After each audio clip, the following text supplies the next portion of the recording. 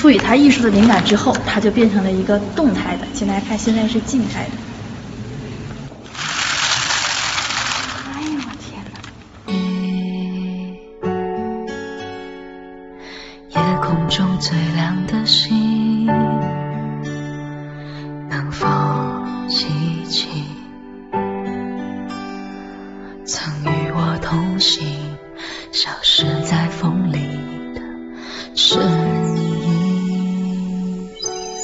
我祈祷拥有一颗透明的心灵和会流泪的眼睛，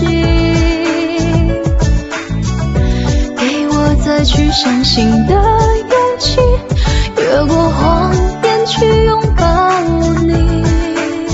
每当我找不到存在的意义，每当我迷失在黑夜里，夜空中最亮的星，请指引我靠近你。